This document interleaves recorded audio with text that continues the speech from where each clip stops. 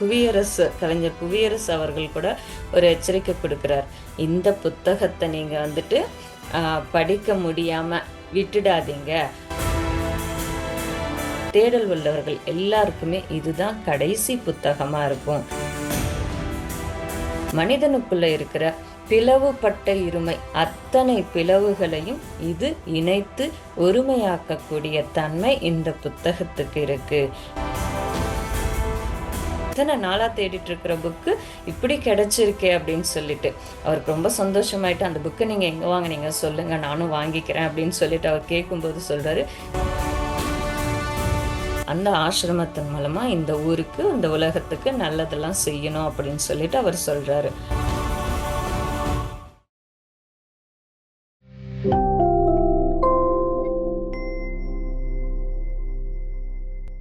ஆத்ம நண்பர்கள் அனைவருக்கும் வணக்கம் மாஸ்டர்ஸ்.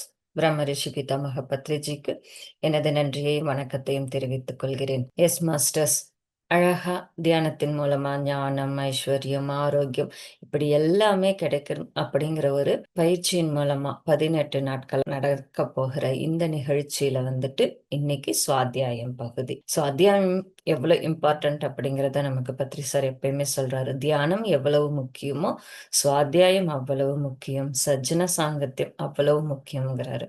ஏன்னா சுவாத்தியாயம் அப்படின்னா நம்மளை நாம தெரிஞ்சுக்கிற முறை. எவ்வளவு நாம கேள்விப்பட்டாலும் கூட நாம எப்படி இருக்கிறோம் அப்படிங்கறது தெரிஞ்சுக்கிறதுக்கு சுய ஆய்வு தான் இந்த சுவாத்தியாயம் அப்படிங்கிறது. ஸோ இன்னைக்கு நாம அந்த வரிசையில வந்துட்டு ஒரு அழகான புத்தகத்தை பார்க்க போறோம். அதன் பெயர் மிர்தாத். மிர்தாத் அப்படிங்கிற இந்த புத்தகம் ரொம்ப ரொம்ப அருமையான புத்தகம் மாஸ்டர்ஸ். ஒரு நிமிஷம் மாஸ்டர்ஸ். ஸோ இந்த புத்தகத்துல நாம பார்க்க போற விஷயங்கள் என்ன அப்படிங்கிறத நாம தெரிஞ்சுக்கலாம். மிர்தாத்தின் புத்தகம் இதை எழுதியவர் வந்துட்டு மிக்கைல் நைமி அப்படிங்கிறவங்க. அவர் வந்துட்டு இந்த புத்தகத்தை எழுதியிருக்காரு. ஆனா நமக்கு தமிழ்ல கொடுத்தது கவிஞர் புவியரசு அவர்கள். அழகான வார்த்தைகளோட நமக்கு கொடுத்திருக்காரு. இந்த புத்தகத்தை அவரு மிக்கைல் நைமி எழுதும் போதே ஒரு எச்சரிக்கை கொடுக்கிறார். என்ன தெரியுமா மாஸ்டர்ஸ்? இந்த புத்தகம் வந்துட்டு உங்களால படிக்க முடியாத புத்தகம் அப்படின்னு கொடுக்கிறார். எஸ் மாஸ்டர்ஸ், இது ரொம்ப டஃப்பா இருக்கும். ஆனா புரிஞ்சுக்கிறதுக்கு அவ்வளவு கஷ்டமா இருந்தாலும் மிக உயர்ந்த புத்தகம். அதனாலதான் அவர் அப்படி சொல்றாரு, இது உங்களால படிக்க முடியாத புத்தகம் அப்படின்னு சொல்லிட்டு ஒரு எச்சரிக்கையோட இத ஆரம்பிக்கிறாரு.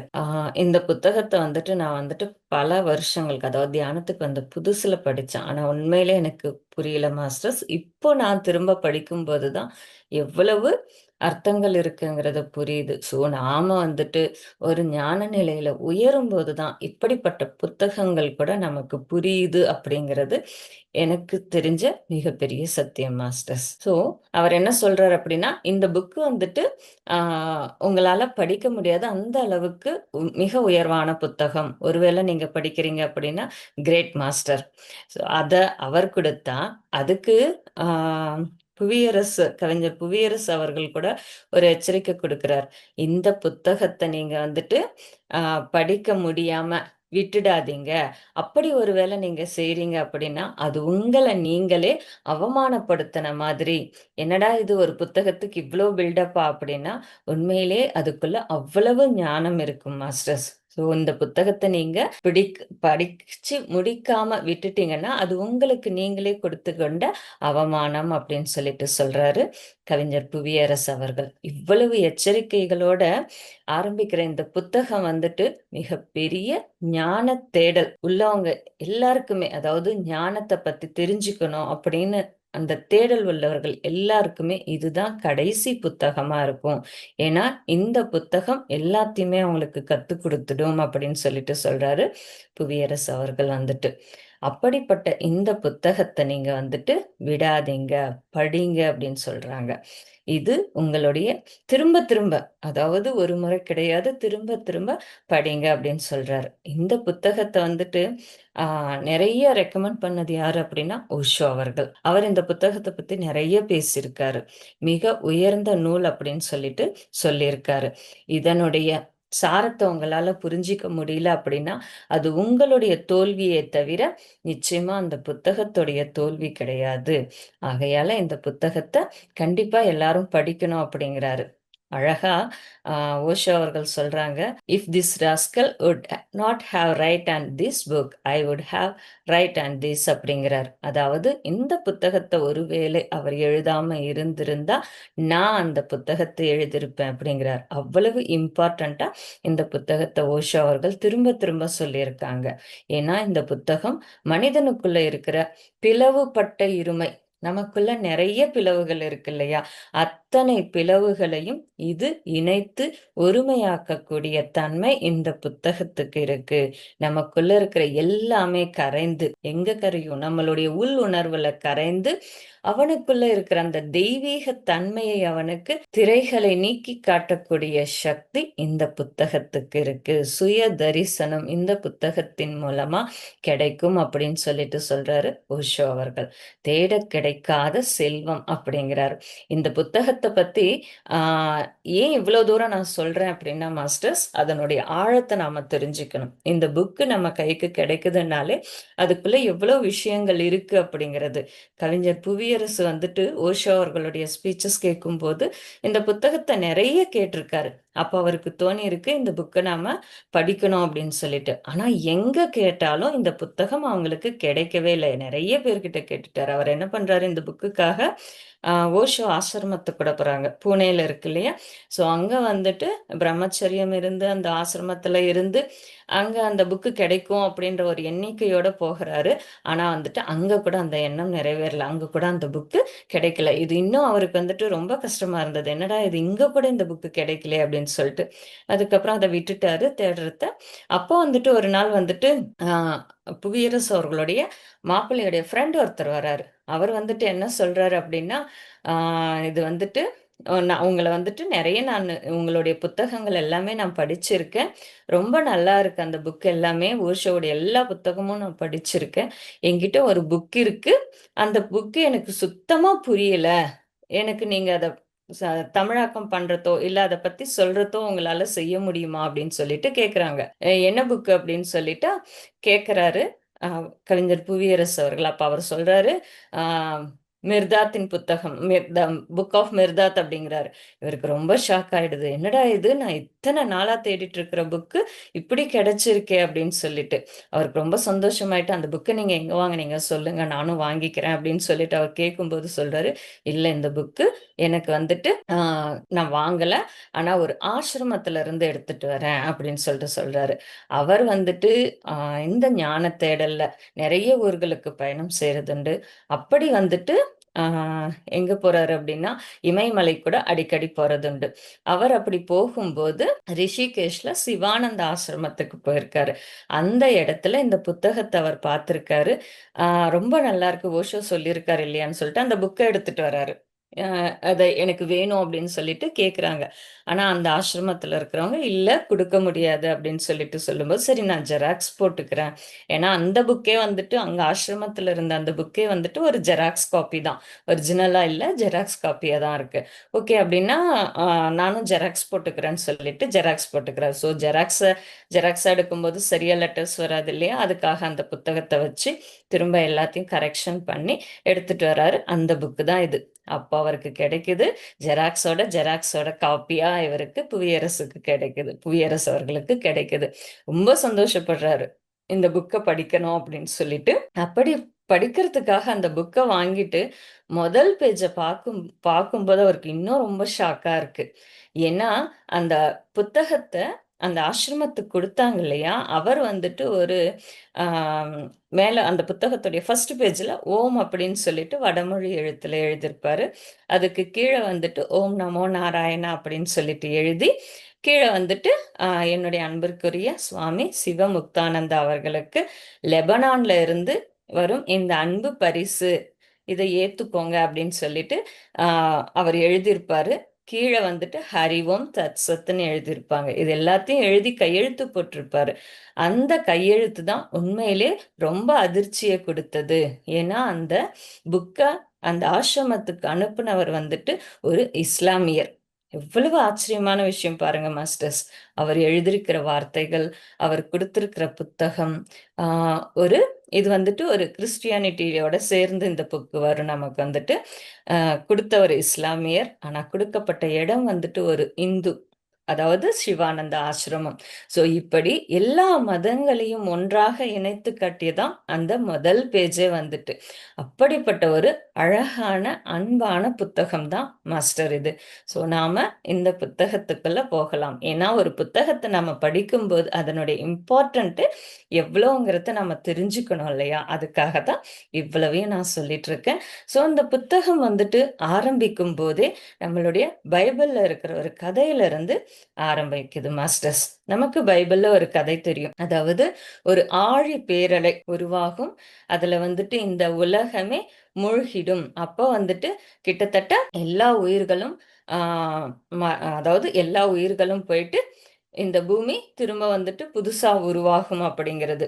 அந்த நேரத்துல வந்துட்டு நோவா அப்படிங்கிறவருக்கு வந்துட்டு கடவுளுடைய வழிகாட்டுதல் மூலமா ஒரு கப்பலை தயார் செய்யி அந்த கப்பல்ல வந்துட்டு கொஞ்சம் மனிதர்கள், அதுக்கப்புறமா வந்துட்டு விலங்குகள், அதுக்கப்புறமா தாவரங்கள் இதை ஏத்திட்டு நீ பயணம் செய் அப்படின்னு சொல்லிட்டு அந்த கப்பலை உருவாக்குறாங்க. நோவா அவங்க வந்துட்டு அந்த கப்பலை உருவாக்கி அந்த ஆழிப்பேரலையும் வருது. அதுல கிட்டத்தட்ட ரொம்ப பெரிய மழை, மழையோட சேர்த்து எல்லாமா சேர்ந்து அந்த பூமியே வந்துட்டு தண்ணியில மூழ்கிக்கிட்டு இருக்கிற அந்த நேரத்துல வந்துட்டு இவர் வந்துட்டு அந்த கப்பல்ல எல்லாரும் ஏறி போயிட்டு இருக்காங்க. கிட்டத்தட்ட 150 நாள் பயணம் செய்றாங்க. அந்த 150 நாள் பயணத்துக்கு அப்புறமா ஒரு இடத்துல அந்த கப்பல் நிக்குது. அந்த கப்பல் நிக்கிற அந்த இடத்துல வந்துட்டு எல்லாரும் இறங்கி, அதாவது தண்ணி எல்லாம் வத்துனதுக்கு அப்புறமா இறங்கி அங்க ஒரு புதிய பூமிய படைக்கிறாங்க. அவங்க எடுத்துட்டு போனாங்க இல்லையா? அந்த செடிகள், அந்த விலங்குகள் எல்லாமே இப்படி எல்லாத்தையுமே வந்துட்டு அங்க திரும்ப ஒரு பூமி புதுசா உருவாகுது. இது நாம பைபிள்ல கேள்விப்பட்ட கதை. ஸோ இதுல இருந்து தான் இந்த புத்தகம் கூட ஆரம்பிக்குது மாஸ்டர். கிட்டத்தட்ட 350 வருஷங்களுக்கு பின்னாடி நோவா என்ன பண்றாரு அப்படின்னா, தன்னுடைய மகனை கூப்பிட்டு, நீ வந்துட்டு அதாவது அவருடைய இறுதி காலம் 350 கிடையாது. அவருடைய இறுதி காலத்துல என்ன பண்றாரு அப்படின்னா, தன்னுடைய மகனை கூப்பிட்டுட்டு, நீ வந்துட்டு இவ்ளோ நாள் நாம வந்துட்டு இந்த ஆழிப்பேரையில அடிச்சிட்டு வந்தது, எவ்ளோ கஷ்டப்பட்டோம் அப்படிங்கிறது எல்லாமே ஜனங்க போக போக மறந்துருவாங்க. ஆனா அப்படி மறக்கக்கூடாது. எல்லாருக்கும் இதெல்லாம் ஞாபகம் இருக்கணும். ஆகையால நீ வந்துட்டு இந்த மலையில ஒரு ஹையஸ்ட்டா இருக்கிற ஒரு மலை மேல ஒரு ஆசிரமத்த கட்டணும். அது வந்துட்டு அந்த ஆசிரமம் வந்துட்டு நம்ம கப்பல் மாதிரியே இருக்கணும். அங்க வந்துட்டு 9 பேர் தான் இருக்கணும் அப்படின்னு சொல்லிட்டு சொல்றாரு. அந்த ஆசிரமத்தின் மூலமா இந்த ஊருக்கு, இந்த உலகத்துக்கு நல்லதெல்லாம் செய்யணும் அப்படின்னு சொல்லிட்டு அவர் சொல்றாரு. அவருடைய மகன் ஷாம் கூட என்ன பண்றாரு அப்படின்னா, ஓகே அப்படின்னு சொல்லிட்டு அந்த இடத்துல அந்த ஆசிரமத்த அங்க இருக்கிற ஒரு செங்குத்தான மலையில கட்டுறாரு.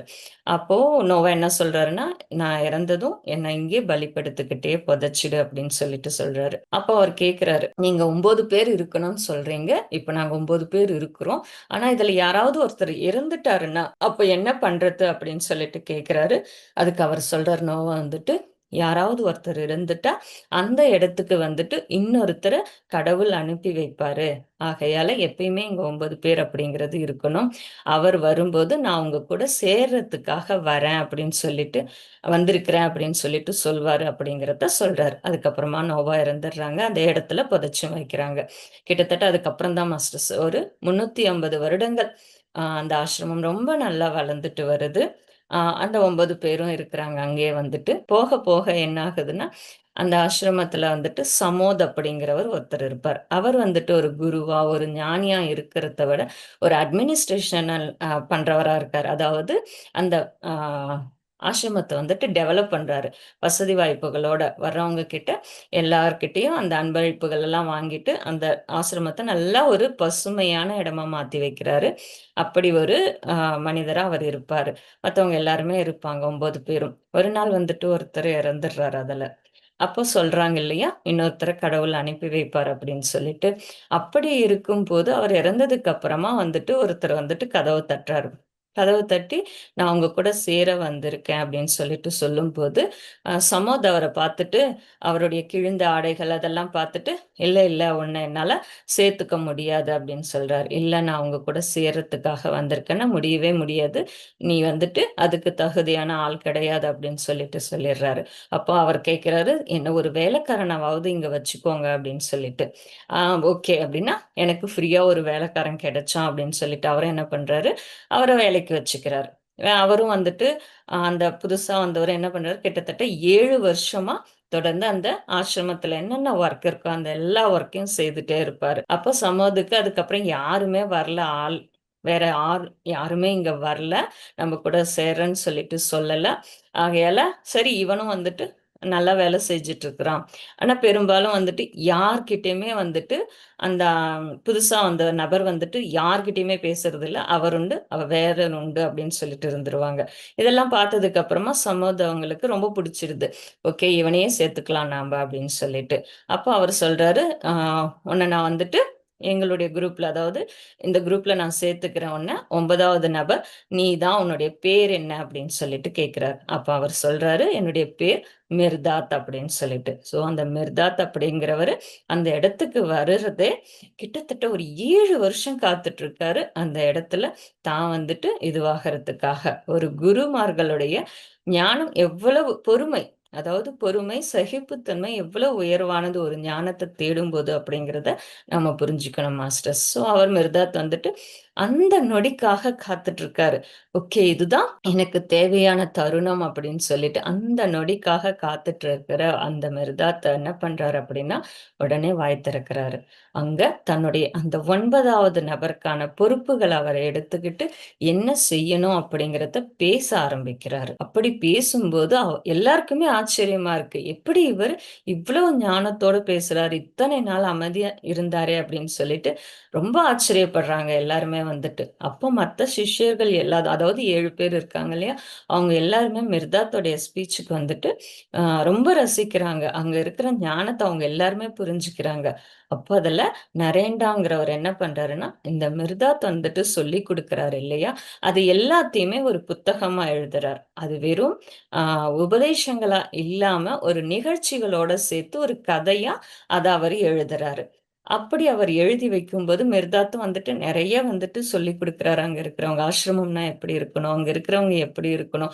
அப்படிங்கிற எல்லா விஷயத்தையுமே அவர் சொல்லிக் குடுக்குறாரு. சொல்லிக் குடுக்கும்போது இது போக போக சமோதுக்கு வந்துட்டு ரொம்ப கஷ்டமாயிடுது. என்னடா இது நான் ஒரு ராஜா மாதிரி இருந்தேன். இந்த இடத்துல இவன் வந்துட்டு ஏதோ சொல்லுவாங்களே இடத்த குடுத்தா மடத்த புடிப்பான் அப்படின்னு சொல்லிட்டு. அது மாதிரி இவன் என்னுடைய இடத்த புடிச்சுக்கிறானே அப்படின்னு சொல்லிட்டு அவருக்கு ரொம்ப டென்ஷன் ஆகுது. அப்ப அந்த ஊர்ல இருக்கிற ராஜாவுக்கு ஏதோ ஒரு விதத்துல மிர்தாத் மேல தவறான அ ஒரு ஸ்டேட்மெண்ட் குடுக்குறாரு. அதனால மிர்தாத்த கைது பண்ணி கூட்டிட்டு போயிடுறாங்க. அப்ப மிர்தாத் என்ன பண்றாரு, ஒரு நாள் தான் இருப்பாரு. மறுநாளே திரும்ப ஆசிரமத்துக்கு வந்துருவாரு. ஏன்னா, ராஜா அவருடைய பேச்செல்லாம் கேட்டுட்டு, இல்ல இவரு மிகப்பெரிய உயர்ந்த மனிதர் அப்படிங்கிறத புரிஞ்சுகிட்டு, அவர் என்ன பண்றாரு, விட்டுடுறாரு. மறுநாளே வந்துடுறாரு ஆசிரமத்துக்கு திரும்ப. வந்தவர் என்ன பண்றாரு அப்படின்னா, திரும்ப அவருடைய விஷயங்கள சொல்லிட்டு இருக்காரு. ஸ்பிரிச்சுவல் சம்மந்தப்பட்ட எல்லா விஷயங்களும் அவர் ஷேர் பண்ணிட்டு இருப்பாரு. அப்போ அவருக்கு இன்னமும் கஷ்டமா இருக்கும் சமோதுக்கு. இவர எப்படியாவது நாம கொன்னுடணும் அப்படின்னு சொல்லிட்டு என்ன பண்றாரு, அ அந்த ஊர்ல ஒரு திருவிழா வருது. அந்த திருவிழா வரும்போது, அதுக்கு முன்னாடி மிர்தாத்த வந்துட்டு ஒரு பெரிய மலை மேல இருந்து கீழ தள்ளி விட்டுடுவாரு. அதுக்கப்புறமா அந்த திருவிழா வருது. வரும்போது சமோத் வந்துட்டு ஊர் ஜனங்க, அதாவது திராட்சை திருவிழான்னு சொல்லுவாங்க. அந்த திருவிழாவுக்கு ஊர் மக்கள் எல்லாருமே அந்த இடத்துக்கு வராங்க. அப்போ சமோத் பேச ஆரம்பிக்கிறாரு. அங்க ஊர்ல இருக்கிற ஒரு இளைஞன் எழுந்துட்டு, "இல்ல, நாங்க மிர்தாத் பேச்ச கேட்க வந்தோம். அவர பேச சொல்லுங்க" அப்படின்னு சொல்லும்போது, சமோத் என்ன சொல்றாரு, "இல்ல, அவரு இல்ல போயிட்டாரு" அப்படின்னு சொல்லிட்டு சமோத் சொல்லும்போது, மிர்தாத் அங்க வராரு. இன்னும் இவருக்கு ரொம்ப ஆச்சரியமா இருக்கும். மிர்தாத் வந்துட்டு பேசுறாரு. பேசும்போது அவர் சொல்றாரு, "ஆசிரமம் அப்படிங்கிறது ஒரு ஞானத்த குடுக்குற இடமா இருக்கணுமே தவிர, நீங்க குடுக்குற செல்வத்த வாங்கிக்கக்கூடிய இடமா இருக்கக்கூடாது. ஆகையால இங்க இருக்கிற எல்லா செல்வமுமே உங்களுடையது தான். நீங்க எல்லாருமே இத எடுத்துட்டு போங்க" அப்படின்னு சொல்லிட்டு அவர் சொல்றாரு. ஆ சம்மதுக்கு ரொம்ப கஷ்டமாயிடுது. நாம முழுமையா தோத்துட்டோம் அப்படின்னு சொல்லிட்டு அவருக்கு தோணுது. அப்ப என்ன பண்றாரு அப்படின்னா, உடனே ஆ ச நிமிர்தாத் என்ன பண்றாரு, மத்த 7 சிஷ்யர்களையும் கூட்டிட்டு என்ன சொல்றாருன்னா, நாம இனிமே இங்க இருக்க தேவையில்ல. ஊர் மக்கள் கிட்ட போவோம். எல்லா ஊர்களுக்கும் போயிட்டு, அவங்களுக்கு இந்த ஞானத்த நம்ம சொல்லிக் குடுப்போம். அவங்க எல்லாருக்குமே எது உயர்வானது, அன்பின் நிலை எவ்வளவு உண்மையானது அப்படிங்கிறது எல்லாத்தையுமே நாம சொல்லிக் குடுக்கணும். இந்த உலகத்துல வந்துட்டு அன்பும், அமைதியும் அதிகமா இருக்கணும். இங்க நாம இருக்க வேண்டிய வேலை இனி இங்க கிடையாது. நம்ம ஊர் மக்கள் கிட்ட போகணும். போர் எல்லாமே நிறுத்தப்படணும் இந்த உலகத்துல அப்படின்னு சொல்லிட்டு, அவங்க 7 பேர கூட்டிட்டு கிளம்புறாரு. அப்ப சமோத் வந்துட்டு, "நானும் வரேன்" அப்படின்னு சொல்லிட்டு சொல்றாரு. அப்போ மிர்தாத் வந்துட்டு, "இல்ல நீ வர்றதுக்கான தகுதி உனக்கு கிடையாது" அப்படின்னு சொல்லிட்டு சொல்லிடுறாரு. ரொம்ப கஷ்டமாயிடுது சமோதுக்கு. அப்ப சொல்றாரு மிர்தாத், "நீ வந்துட்டு இங்க நரேண்டா எழுதியிருக்காரு இல்லையா? மிர்தாத்தோடைய வார்த்தைகள் எல்லாத்தையும், இந்த புத்தகத்த வந்துட்டு ஒரு மரப்பெட்டியில வச்சு அழகா போத்தி வச்சிருப்பாங்க. அத வந்துட்டு நீ பாதுகாக்கணும். அந்த புத்தகத்துக்காக ஒருத்தர் வருவாரு. அவர் வரும்போது, அ இந்த நடு பாதையில இருக்கு இல்லையா? இந்த பாதையில அவர் வருவாரு. அதுக்கப்புறமா அவர் கீழ வந்துட்டு ஆரம்பிக்கும்போது 7 ரொட்டி துண்டுகள் அவங்க கிட்ட இருக்கும். அழகா ட்ரெஸ் பண்ணிட்டுருப்பாரு. அவங்க கையில வந்துட்டு ஒரு ஸ்டிக் ஒண்ணு, ஊன்றுகோல் ஒண்ணு இருக்கும். ஆனா, இங்க உன்கிட்ட வரும்போது எதுவுமே அவர்கிட்ட இருக்காது. எல்லாத்தையுமே இழந்துட்டுருப்பாரு.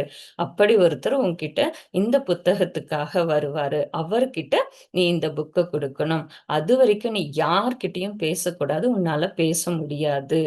அவர் வர்ற வரைக்கும் நீ மௌனமா தான் இருக்கணும். அதுவும் கூட அவர் வந்த பின்னாடி, இந்த புக்க நீ அவருக்கு குடுத்த பின்னாடி, நீ பாறையா மாறிடுவ அப்படின்னு சொல்லிட்டு மிர்தாத் சொல்றாரு. திரும்ப நானே வந்துட்டு உன்ன கூட்டிட்டு போவேன் அப்படிங்கிறதையும் அவரு சொல்றாரு. இது நடந்துருது. மிர்தாத்தும் மத்தவங்களும் கிளம்பி போயிடுறாங்க. சமோத் மட்டும் அந்த ஆசிரமத்திலே மேலேயே இருக்காரு. அங்க வராங்க இல்லையா? ஆடு மேய்க்கிறவங்க அப்படிப்பட்டவங்க எல்லாம் வருவாங்க இல்லையா? அவங்கலாம் இவர பார்த்துட்டு பயப்படுவாங்க. இவருடைய கதைகள வந்துட்டு ஊர்ல போயிட்டு சொல்றது, கதை கதையா பேசிட்டு இருக்கிறது, இப்படி வந்துட்டு நெறைய விஷயங்கள் நடந்துட்டுருக்கு. அப்போ வந்துட்டு அந்த கதைகள கேட்கிற ஒரு இளைஞன் என்ன பண்றாரு அப்படின்னா, ஓகே நான் போயிட்டு அந்த ஆசிரமத்த பார்க்கணும். அவரையும் பார்க்கணும். அந்த புத்தகத்தையும் வாங்கிக்கணும்னு ஆசைப்படுறாரு. அவர் என்ன பண்றாரு அப்படின்னா, அந்த புக்க எப்படியாவது வாங்கிக்கணும் அப்படிங்கிறதுக்காக தன்னுடைய பயணத்த ஸ்டார்ட் பண்ணிக்கிறாரு. அந்த மலைகள் எப்படி இருக்கும்னா, ரொம்ப செங்குத்தா இருக்கும். ஏர்றதே ரொம்ப கஷ்டமான விஷயமா இருக்கும். இவரு என்ன பண்றாரு, 7 ரொட்டி துண்டு எடுத்து வச்சுட்டு, ஒரு ஸ்டிக் ஒண்ணு எடுத்துக்கிட்டு கிளம்புறாரு. ஆ உடனே அந்த மலைக்கிட்ட வரும்போது 2 பாதைகள் இருக்கு. அந்த 2 பாதைகள் பார்த்தோம்னா, ஒவ்வொரு பாதையும் ஒவ்வொரு வழியில போயிட்டுருக்கும். ஆனா, அவர் என்ன பண்றாருன்னா, 2 பாதையும் எடுக்காம, அவர் ஒரு நடுவுல இருக்கிற ஒரு பாதைய தேர்ந்தெடுத்துக்கிட்டு மேல ஏர்றாரு. அந்த பாதை எப்படி பட்டதுன்னா, ரொம்ப கரடு முரடா இருக்கும் அந்த பாதை வந்துட்டு. எல்லா கற்களுமே கூர் கூரா இருக்கும். அவர் ஏறும்போதே ரொம்ப கஷ்டப்பட்டு தான் ஏற ஆரம்பிப்பாரு. அப்படி ஏறும்போது ஒரு நாளெல்லாம் ஆயிடுது. ஆ ஒரு நாள் போனதுக்கு அப்புறமா இருள ஆரம் அ பசி எடுக்குது. உடனே அவர் என்ன பண்றாரு, அவர்கிட்ட இருக்கு இல்லையா ரொட்டி துண்டு, அத சாப்பிடலாம் அப்படின்னு சொல்லிட்டு எடுத்து வாயில வைக்க போறாரு. அப்ப திடீர்னு ஒரு மணி ஓசை கேட்குது. அழகான ஒரு புல்லாங்குழல் இசை கேட்குது. என்னடா இது அப்படின்னு திரும்பி பார்த்தா, பக்கத்திலேயே ஒரு கருப்பா ஒரு ஆடு ரொம்ப பெருசா நின்னுட்டு இருக்கு. அத பார்த்து பயந்துருவாரு. அதுக்கப்புறமா அந்த ஆடு என்ன பண்ணும்னா, இவர்கிட்ட இருக்கு இல்லையா அந்த ரொட்டி துண்ட அத புடுங்கி சாப்பிட்டுடும். சாப்பிட்டதுக்கு அப்புறமா அ அவருக்கு வந்துட்டு ரொம்ப கஷ்டமாயிடும். அங்க அந்த புல்லாங்குழல் இசைச்சது யாரு அப்படின்னா, அந்த ஆடு மேய்ப்பவர். அத பார்த்துட்ட உடனே இவருக்கு என்ன தோணுது அந்த ஆடு மேய்க்கிறவர் என்ன பண்றாருன்னா, மேல ஏறிட்டு போயிட்டு இருக்கிற உனக்கு எதுக்கு இந்த சாப்பாடு எல்லாமே குடு எங்களுக்கு அப்படின்னு சொல்லிட்டு, மீதி இருக்கிற அந்த ரொட்டி துண்ட கூட அவர் புடுங்கிப்பாரு. புடுங்கிட்டு மத்த ஆடுங்களுக்கெல்லாம் குடுத்துருவாரு. அப்போ இந்த இளைஞன் கேட்கிறாரு, "இதையும் நீ வாங்கிக்கிட்ட இல்லையா? எனக்கு பசிக்குது. உன்னுடைய ஆட்டு பாலையாவது எனக்கு குடு" அப்படின்னா, "உனக்கு எதுக்கு? உனக்கு எதுக்கு இந்த சாப்பாடு எல்லாமே? உன்னுடைய சதை தான் உனக்கு உணவு. உன்னுடைய ரத்தம் தான் உன்னுடைய குடிநீர்" அப்படின்னு சொல்லிட்டு எதையுமே குடுக்காம அவரு போயிடுவாரு. இவருக்கு இன்னும் பசி அதிகமா இருக்கும். இருந்தாலும், சரி எனக்கு இதுக்கு மேல இன்னும் எவ்வளோ தூரம் இருக்கு அப்படிங்கிறதையாவது எனக்கு சொல்லுன்னா, "நீ மறதிக்கு கிட்ட வந்துட்ட. ஆகையால நீ போயிட்டே இரு" அப்படின்னு சொல்லிட்டு போயிடுறாரு அந்த ஆட்டுக்காரர் வந்துட்டு. ஆடு மேய்ப்பவர் வந்துட்டு. அதுக்கப்புறமா தொடர்ந்து மேலே ஏர்றாரு. இருள ஆரம்பிக்குது. அப்போ ஒரு பாறைக்கு சாஞ்சிட்டு, சரி கொஞ்ச நேரம் தூங்கலாம் அப்படின்னு சொல்லிட்டு கண்ண மூடுறாரு. அது எவ்வளோ நேரமாச்சோ, எவ்வளோ வருஷமாச்சோ தெரியாது. அவ்வளோ டீப் ஸ்லீப்பிங்ல போயிடுறாரு. அப்ப திடீர்னு வந்துட்டு யாரோ தன்னுடைய ஷர்ட்ட பிடிச்சு இழுக்கிற மாதிரி தோணுது. கண்ண முழிச்சு பார்த்தா, அங்க ஒரு அதாவது பெண் ஒருத்தர் நின்னுட்டு இருப்பாங்க. அவங்க வந்துட்டு நிர்வாணமா இருப்பாங்க. ஆனா ரொம்ப அழகா இருப்பாங்க. அவங்க வந்துட்டு. பக்கத்திலேயே வந்துட்டு ஒரு கிழவி இருப்பாங்க. அவங்க வந்துட்டு ரொம்ப அசிங்கமா இருப்பாங்க. அது 2த்தையும் பார்த்துட்டு அவனுக்கு ரொம்ப ஷாக் ஆகுது. அப்ப என்ன பண்றாங்க அந்த கிழவின்னா, அவங்களுடைய அதாவது அந்த இளைஞனுடைய உடைய கழட்டி அந்த பெண்ணுக்கு குடுத்துடுறாங்க. இவர் வந்துட்டு குளிர்ல நடுங்கிக்கிட்டு இருப்பாரு. இவருக்கு என்ன எதையுமே செய்ய முடியாத நிலையில இருக்காரு. அவர் வந்துட்டு, "என்ன நீ என்ன இப்படியே அவமானப்படுத்திட்டியே!" அப்படின்னு சொல்லிட்டு கேட்கிறாரு. அப்போ அந்த கிழவி சொல்றாங்க, "உன்னுடைய அவமானத்த அந்த பெண் எடுத்துக்கிட்டா, அந்த பெண்கிட்ட இருக்கிற கள்ளம் கபடமற்ற அந்த நிலைய நீ எடுத்துக்கோ" அப்படின்னு சொல்லிட்டு அந்த கிழவி சொல்றாங்க. இவனுக்கு ரொம்ப கஷ்டமா இருக்கும். அதுக்கப்புறம் அவங்களும் போயிடுவாங்க. இன்னும் கொஞ்சம் தூரம் போகும்போது, இன்னொரு ஜோடி வராங்க அங்க வந்துட்டு. அவங்களும் ஏஜ்டு பெர்சன் தான். அவங்க வருவாங்க. அவங்க என்ன பண்றாங்கன்னா, இவர்கிட்ட இருக்கிற அந்த ஸ்டிக்க வாங்கிக்கிறாங்க. "உனக்கு எதுக்கு இந்த ஊன்றுகோல்? எனக்கு தான் தேவையே தவிர உனக்கு கிடையாது. நீ மேல ஏறி போகணும்னு நினைக்கும்போது, எதுவுமே உனக்கு ஊன்றுகோலா தேவையில்ல." அப்படின்னு சொல்லிட்டு, அவரு அந்த ஊன்றுகோல புடுங்கிக்கிறாரு.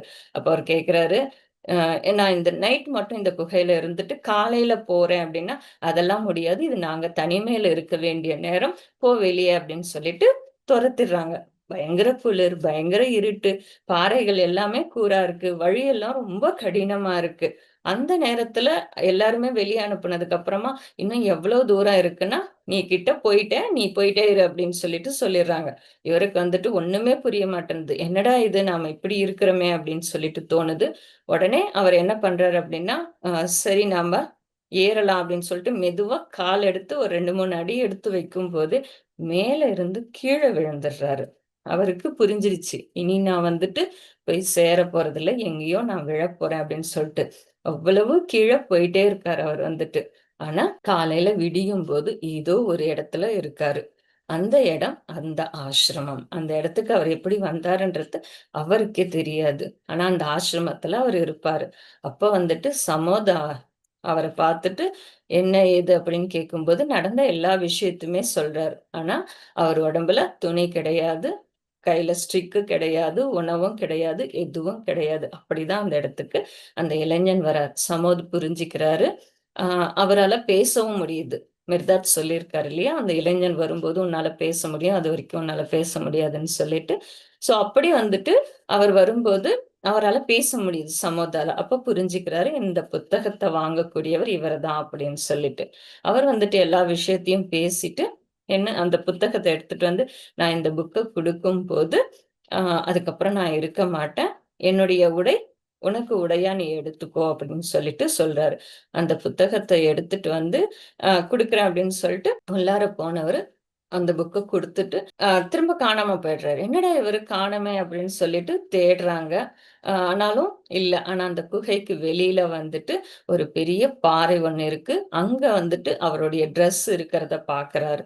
ஸோ சமோத்ங்கிறவரு என்ன ஆகுறாரு, ஒரு பாறையா மாறிட்டாரு அப்படிங்கிறத புரிஞ்சுட்டு, அந்த துணிய போட்டுட்டு, அந்த இளைஞன் வந்துட்டு அந்த புத்தகத்த எடுத்துட்டு இந்த ஊருக்குள்ள வர்றாரு. இது அந்த புத்தகத்துடைய கதை மாஸ்டர்ஸ். ஆனா, அவர் இந்த மேல ஏறி வராரு இல்லையா? அப்படி மேல ஏறி வரும்போது, அவர் பார்க்கிற விஷயங்கள், அவர் சந்திச்ச விஷயங்கள் இருக்கு பாருங்க. அது எல்லாமே ஒரு ஸ்பிரிச்சுவாலிட்டி சம்பந்தப்பட்ட விஷயங்கள். அங்க என்னென்ன பார்க்குறாரு அவர் வந்துட்டு, கீழ ஆரம்பிக்கும்போது 7 ரொட்டு திண்டு எடுத்துட்டாரு. ஒரு ஊன்றுக்கோல் எடுத்துட்டு இருக்காரு. நல்லா ட்ரெஸ் பண்ணிட்டு கிளம்பி இருக்காரு. மேல போகும்போது முதல்ல எடுத்துக்கிறது வந்துட்டு, அந்த ஆடு வந்துட்டு ரொட்டிய புடுங்கிக்குது. ஸோ ரொட்டினா என்னன்னா மாஸ்டர்ஸ், நம்மளுடைய பௌதீக தேவைகள். அதாவது நம்ம சொல்லுவோம் இல்லையா? உண்ண உணவு, இது எல்லாமே வந்துட்டு பௌதீக தேவைகள். ஸோ அப்ப என்ன பண்ணுது, அந்த பௌதீக தேவைகள்ல இருந்து கொஞ்சம் நாம விலகணும் அப்படிங்கிறத காட்டுது. அதாவது நம்மளுடைய ஸ்பிரிச்சுவல் பாத் ஒரு அந்த இளைஞனுடைய பயணம் ஒரு ஆன்மீக பயணம். ஒரு ஆன்மீக பயணத்துல ஒருத்தர் சந்திக்கக்கூடிய எல்லா பிரச்சனைகளையுமே அவர் சந்திக்கிறாரு. முதல்ல அவர் என்ன பண்றாரு அப்படின்னா, 2 பாதைகள் இருக்கு. அதுல அவர் நடுவுல இருக்கிற வேற ஒரு பாதைய தேர்ந்தெடுக்கிறாரு.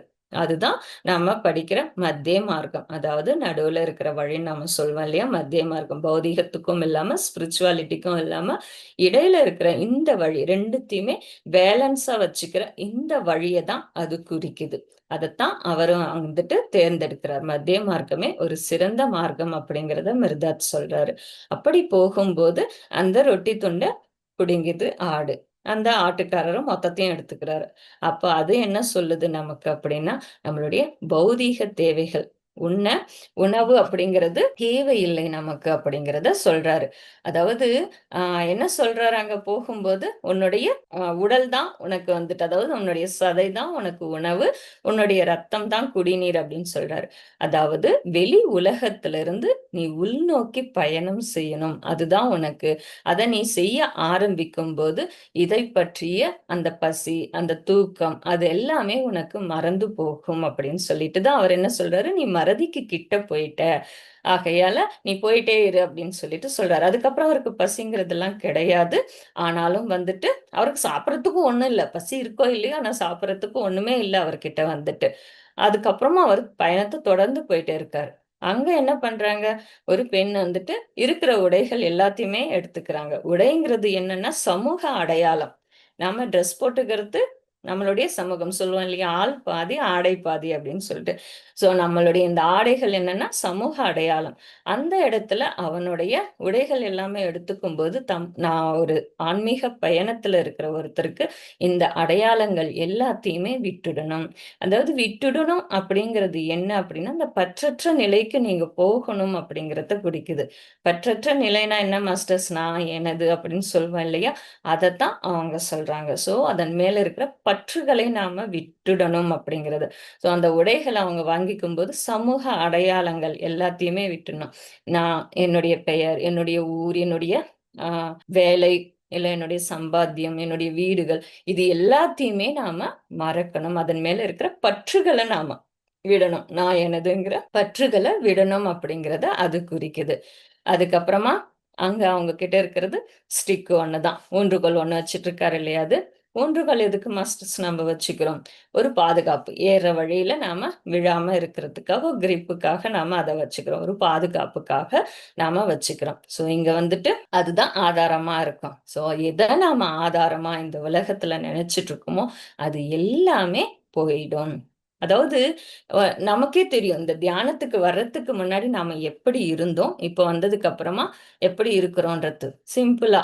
எதெல்லாம் நாம இதுதான் என்னுடைய பலம், இது இருந்தா தான் நான் நல்லா இருப்பேன் அப்படின்னு சொல்லிட்டு நெனச்சுட்டு இருக்கிற எல்லா எண்ணங்களுமே நம்மள விட்டு விலகிடும். இது எதுவுமே இல்லாம கூட என்னால வாழ முடியுங்கிறது இப்ப தியானத்துக்கு வந்ததுக்கப்புறமா நமக்கு எல்லாமே தெரிய ஆரம்பிக்கும். ஸோ நாம பாதுகாப்பு, நம்மளுடைய ஆதாரம் எதெல்லாம் நெனைக்கிறோமோ, அது எல்லாம் கூட விலகும். அதுக்கப்புறமா நம்மளுடைய பலம், நம்ம உள்ளுணர்வு, நமக்குள்ள இருக்கிற சக்தி அப்படிங்கிறது எல்லாமே நமக்கு புரிய ஆரம்பிக்கும். அப்ப என்ன ஆகுது? அந்த ஊன்றுகோல் அதுக்கப்புறமா அவங்களுக்கு தேவையில்லை. எல்லாமே முழுமையா அந்த பாதையில போகும்போது எல்லாமே நம்மள விட்டு விலகும் அப்படின்னு சொல்லிட்டு சொல்றார். நம்ம பற்றற்ற நிலையில நம்மளுடைய பயணம் இருக்கும். எல்லாமே இருக்கும். ஆனாலும் எதன் மீதும் பற்று இருக்காது. இப்ப வந்துட்டு ஒரு ஸ்பிரிச்சுவாலிட்டில நான் இருக்கிறேன்னு சொல்லிட்டு எல்லாத்தையும் விட்டுட்டு ஓடுறவங்க வந்துட்டு, அவங்க கிட்டயும் எதுவும் இருக்காது.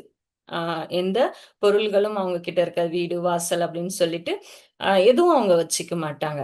அதே போல வந்துட்டு, ஆ விட்டுட்டு போயிடுறதுங்கிறது ரொம்ப ஈஸி மாஸ்டர்ஸ். ஆனா, அதுக்குள்ளவே இருந்துட்டு நாம பயணம் செய்றதுங்கிறது ரொம்ப கஷ்டமான காரியம். இப்ப நம்ம பிசிக்கல் லைஃப்ல பார்க்குறோம். எல்லா வசதிகளும் நமக்கு இருக்கணும். நல்லா சாப்பிடணும், நல்லா தூங்கணும். நாம எங்கேயாவது போனா கூட ஒரு பெட் இருக்கா?